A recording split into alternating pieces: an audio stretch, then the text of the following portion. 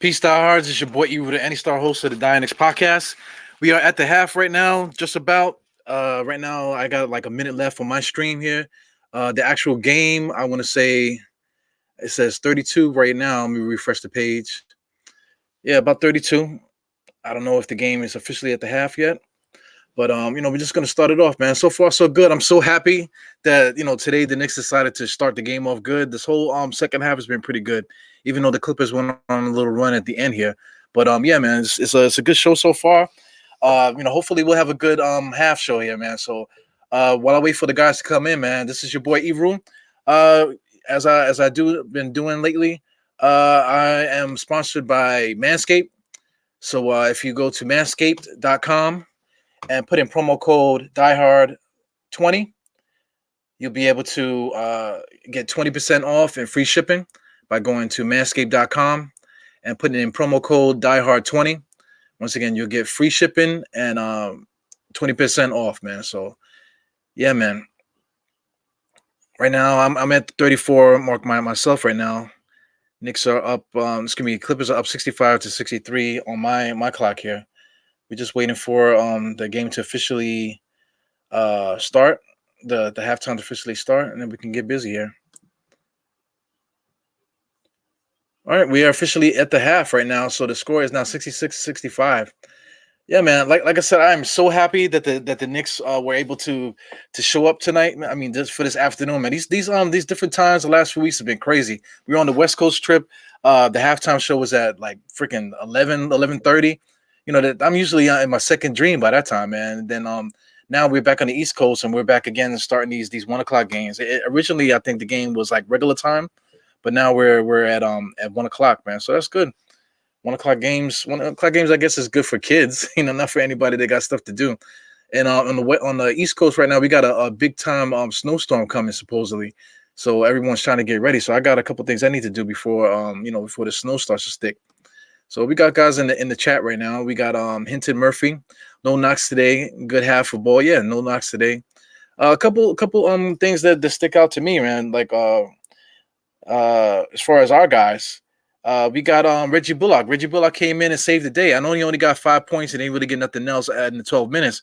But that first beginning of the game, just been able to get certain guys loose like RJ Barrett and Julius Randle. I feel like the catalyst for these guys to be successful is not necessarily what Alfred does or what Mitch does, is what Reggie does. Because Reggie's a ball mover. He's not trying to do anything crazy outside of what he does. He's not trying to dribble. He's not trying to do it. He's just trying to hit an open shot, trying to get rid of the ball and stuff like that. So that in turn gets the ball back to these guys, Reggie Bullock and that gives it to Julius Randle and Elfrid Payton. So they're able to do their thing and score and and do whatever, man. Yeah, just want to make sure everything is good here. With yeah. So we got Mr. Sim here. Sim is in the green room here. Just get this stuff together. What's going on, man? So what you think of this game, man? I'm so happy that they popped in and we actually showed up against the Clippers. I mean, because a lot of people are watching, and we really want to get there. We really want to show out and let guys know that we're for real. We're not just playing around. Right. Exactly. And so far, I think it's been a well played game on both parts. For both teams, it's just been a well played game. I think the Knicks have one turnover at the half. Yeah. I mean, both teams have played well. Both teams are shooting well from the field. It's not what I expected. I expected the game to be a little bit more gritty than this, a little bit more, defensive, I guess I would say. You know what I mean? But I'm not disappointed. Really entertaining. I just hope that the Knicks can continue to score at this clip. Yeah, I think this might have been probably the most fun game to watch so far, man. Because I mean, like the Knicks were able to get off everything that they were trying to do. The Clippers, I think, were shell shocked a little bit because I just don't think that they were expecting us to be so clean. We have a certain style that we play, and we just play that style, and then teams are just like, oh snap, these guys are for real. Right. Exactly. I mean, and right now, everything that the Knicks want to do, they're able to do. They got the little thing going on with RJ. RJ's getting to the cup. Julius is hitting his shots. Other guys off the bench came in scoring. We probably won't see Knox today. What's going on with Knox? I mean, I just think he's out of the rotation Oh my god! right now. You know what I Yo, mean? I mean, that's your boy Bullock, man. The that's like the savior, the Nick Savior Bullock. I was talking about him in the beginning. We the last halftime we were talking about the fact that that Bullock is kind of like the catalyst for RJ and Julius to do their thing. So it's good to see him back. But for him to be back and pushing Knox out, that says a lot about what's going on with us. yeah, I mean, because see, when you look at Bullocks in that starting lineup, he doesn't dribble the basketball like Burks does. Right? He doesn't need to. He just plays. Yeah. I mean, he doesn't need to dribble the basketball. And I think it helps that lineup because you got enough guys that'll dribble the ball and go one-on-one with Julius Randle, RJ Barrett, and sometimes Elfrid Payton. So everybody else, got to be able to move without the ball or just be in a position to receive the basketball. When you add Bullocks into that lineup, now he's another guy that's going to dribble. You know what I mean? So I think it works with Bullock, and he plays at a higher speed. Plays defense. So I think that lineup works together in that second. And with Burks going back down to the second unit, that's what pushed Knox out. Yeah.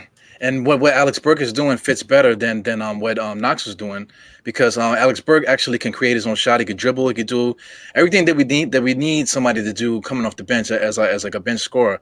Because let's face it. Like, I've been saying it a lot. I've been mentioning Knox with Novak a lot. People are getting on me about it. Knox has the potential to do a lot more than Novak. He's obviously more, but obviously more athletic and stuff. But he has yet to do it. And then right now it's proven. Reggie Bullock is back in the lineup.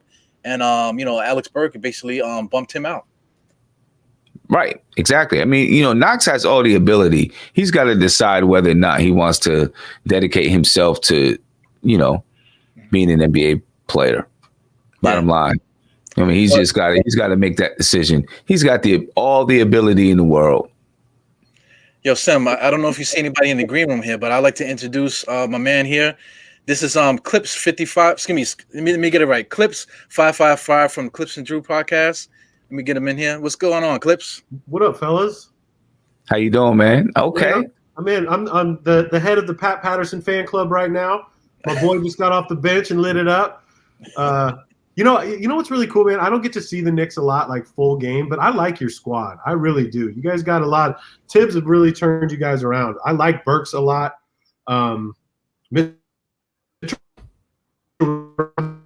Though. Say that again. Yeah, we'll say it one more time, brother. Sorry, I said I really like Burks and Robinson needs to stay on his feet though. He loves it. He loves those pump fakes. Right. Right. Yeah. In a way, when you look at these two teams, the Knicks are like a mirror image of the Clippers, just on a lower scale. You know what I mean? They're playing efficient today, very efficient, and they're learning how to be efficient, but they're kind of a mirror image of each other in the style of basketball that they play. You know what I'm saying? So, and I think the Knicks today are looking at this game saying, we're playing one of the best teams in the league. We've got to, make a statement. And I think that's what they're trying to do right now. They're trying to come out and make a statement. So what's your impressions of us, Chris? What's your first impressions? Well, we are notoriously horrible on day games. So if you're going to get one, I like them. Like you said, they're gritty, man. I like Quickly a lot. Again, Burks I like a lot. Randall is so underrated as a player. I think he could do it all. I think you guys could be a playoff team. You guys making the playoffs this year? I think so. Yeah, I think we're kind of banking on that, man. We kind of need to show the league that we're here because we have to make that next step to get some of these big guys to think about coming here. What are you hearing? Are you hearing any free agent or any signings? Anybody you guys going for? No, man.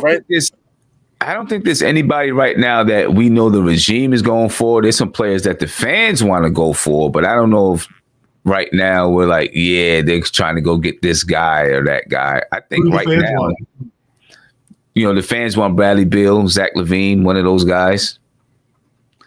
Yeah, but the fans don't want to trade nobody. We want all these players, but nobody wants to give nothing up. You know, so that's just Knicks fans right there in a nutshell, man.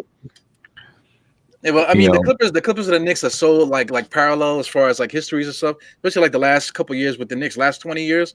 Us and the Clippers, we've all been down the same road, man. So you know, we you ain't felt my pain, bro. You ain't felt my pain, dude. you don't know this pain, homie. Yeah, man. I mean, bro, I remember. I've been with the Clippers since '92, and there was a season. I think it was '95, and we started the season 0-16, and 0-17 is the record. And when we won that game, I was a ball boy for them at the time. They invited us on the Tonight Show. Like we all went on the Tonight Show, and they dropped confetti and everything. And I'm just like, man, we've come a really long way. Yeah.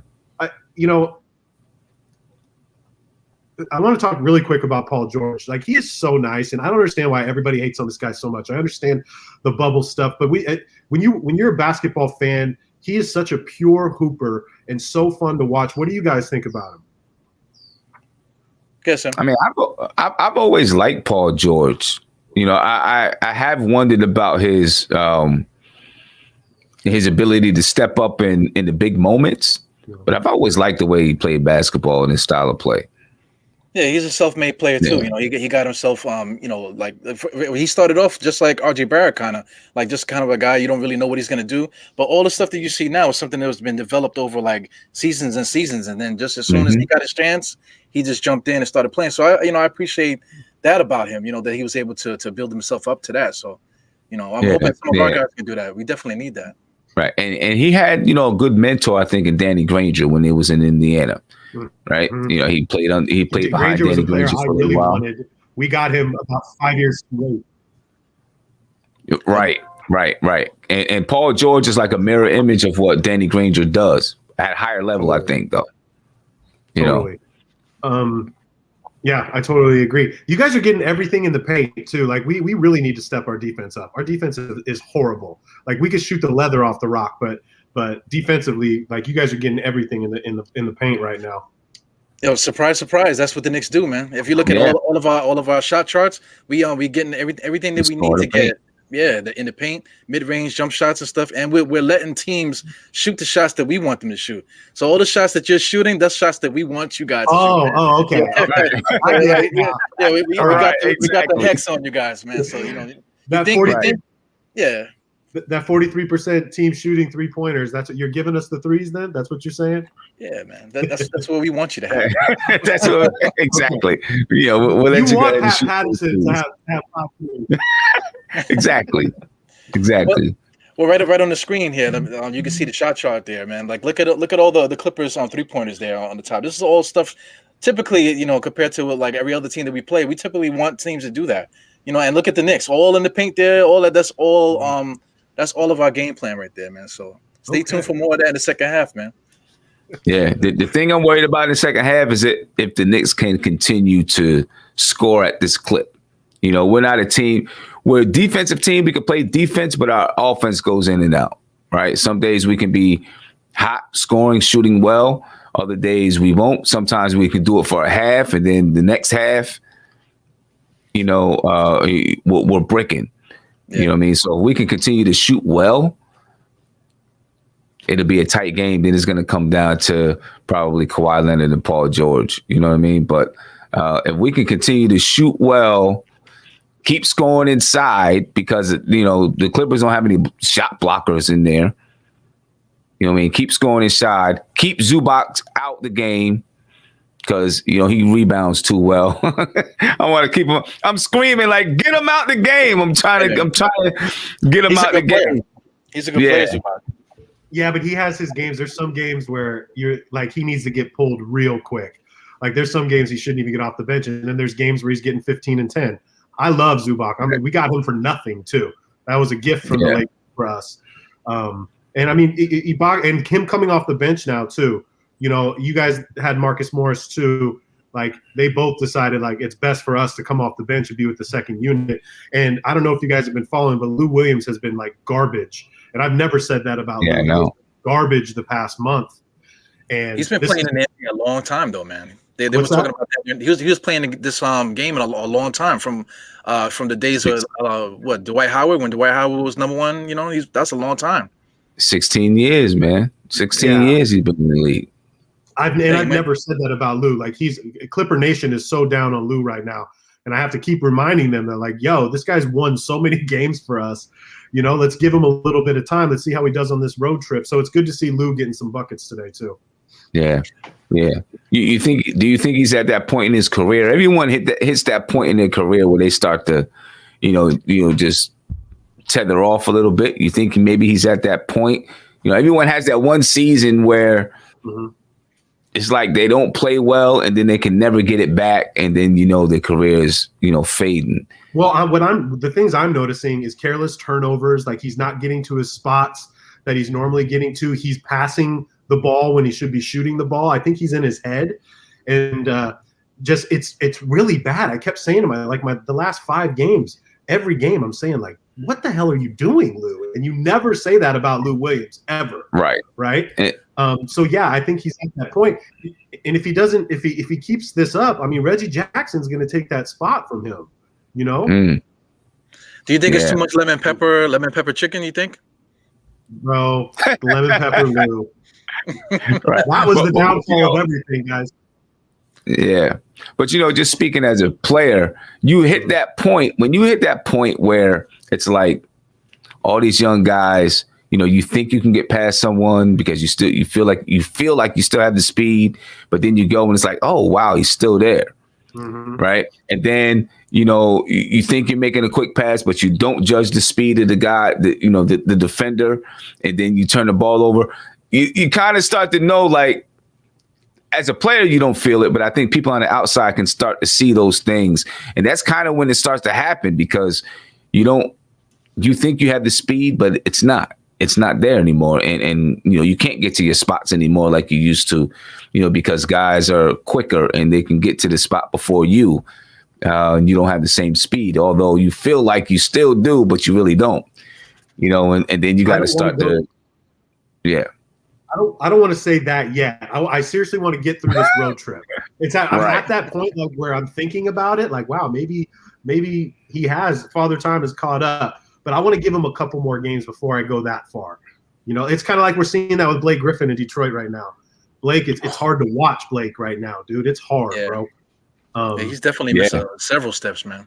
But we all speaking from experience, because all of us are kind of long in the tooth, man. So we know all about missing a couple steps, man. Homie, I pulled my quad muscle sitting Indian style yesterday. So, oh man, jumping out my seat the other night with Quickly when he scored at 31 points. I thought I pulled my groin, man. I would be sitting right next to Frank Ntilikina, man.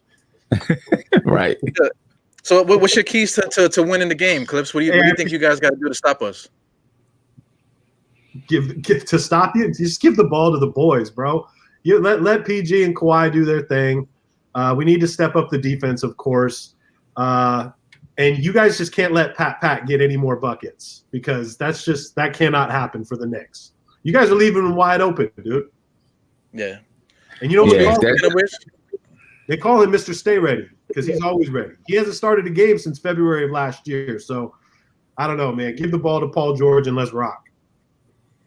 All right, man. But speaking of which, man, we got to give the ball back to the fans, man, because I think we're at the 11-minute mark in the second half. So, Clips, man, thanks for coming in. I think this might not be the last time we see you on this Knicks stuff, man. We're gonna have you back on and talk some more Knicks stuff. Man. It's a pleasure, fellas. You guys have a good one, right? Appreciate you. You too. All right. Peace. Peace.